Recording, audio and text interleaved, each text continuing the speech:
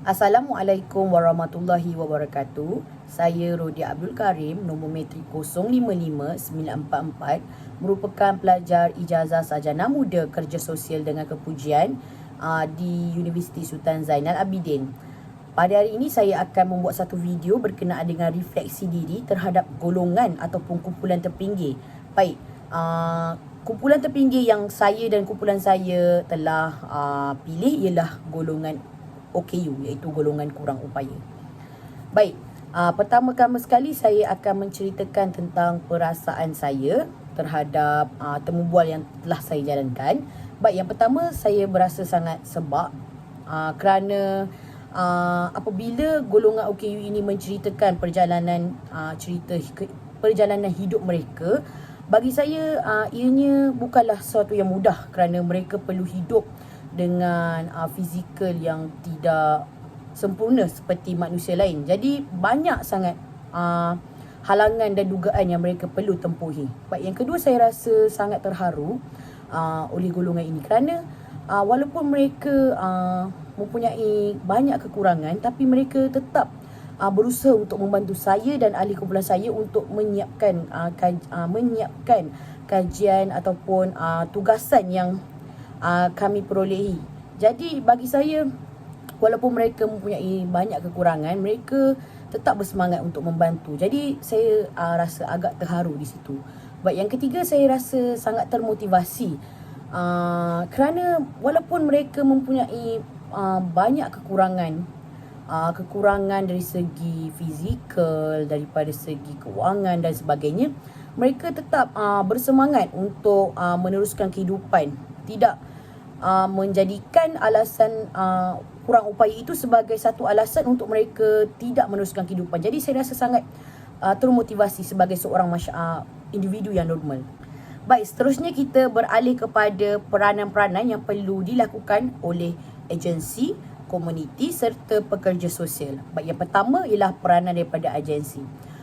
Bagi pendapat saya, agensi ini perlu lebih peka serta perlu memberikan bantuan yang sewajarnya kepada golongan kurang upaya ini.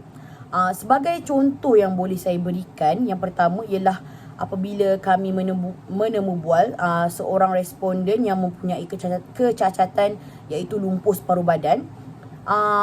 Apa yang kami dapat setelah menemu bual, beliau memberitahu bahawa bantuan kerusi roda yang sepatutnya beliau mendapat bantuan itu lambat. Jadi bagi saya, agensi perlu lebih cepat dalam memberikan bantuan kerana kita tahu orang kurang upaya ini mempunyai masalah orang kata perlu berusaha dalam melawan mental mereka, kerana mental mereka berada dalam keadaan yang tidak stabil. Kerana mengapa saya kata begini? Kerana responden ini merupakan individu yang normal pada awalnya, tetapi apabila beliau mencecah umur 57 tahun begitu, beliau telah mengalami stroke sewaktu tidur. Jadi apabila beliau mengalami stroke, beliau terus cacat separuh badan. Jadi bagi saya, beliau perlu melawan mental beliau sendiri kerana daripada orang individu normal menjadi OKU. Jadi agensi perlu peka dengan golongan-golongan seperti inilah. Yang kedua ialah daripada komuniti. Bagi saya, komuniti ini perlu lebih menerima kekurangan orang kurang upaya ini. Hal ini kerana seperti ada lagi satu responden yang kami temu bual, iaitu responden yang tidak mempunyai jari. Beliau mengatakan bahawa apabila berada di komuniti ini sukar untuk menerima keadaan beliau. Bagi saya, komuniti perlu bersikap rasional, tidak kiralah kepada individu normal ataupun individu yang mempunyai kecacatan pada diri. Yang terakhir sekali ialah peranan daripada pekerja sosial itu sendiri. Bagi saya, pekerja sosial ini perlu lebih cakna tentang golongan OKU ini.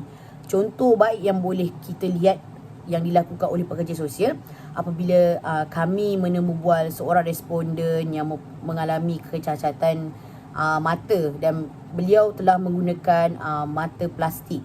Jadi apabila ibu pada awalnya beliau mengalami penyakit itu, untuk mendapatkan rawatan pada awalnya sangat sukar pada masa itulah. Jadi ibu kepada kanak-kanak OKU itu telah pun pergi meminta bantuan kepada pekerja sosial, dan pekerja sosial telah membantu menghubungkan ibu berkenaan kepada agensi yang bertanggungjawab dalam membantu golongan orang kurang upaya yang memerlukan pada saat itu. Jadi di situ kita boleh lihat di mana pekerja sosial menjalankan satu tugas yang baik dalam memastikan golongan OKU ini diberikan bantuan yang sewajarnya. Dan terakhir sekali ialah penambahbaikan yang perlu diberikan kepada daripada agensi komuniti maupun pekerja sosial. Bagi saya, kita perlulah mengutamakan golongan OKU ini kerana mereka merupakan golongan yang kurang serba-serbi daripada kita sebagai seorang individu yang normal. Jadi kita sepatutnya memberikan kata-kata semangat, motivasi dan juga dorongan kepada mereka supaya mereka pun boleh meneruskan kehidupan seperti masyarakat yang normal. Sekian, terima kasih.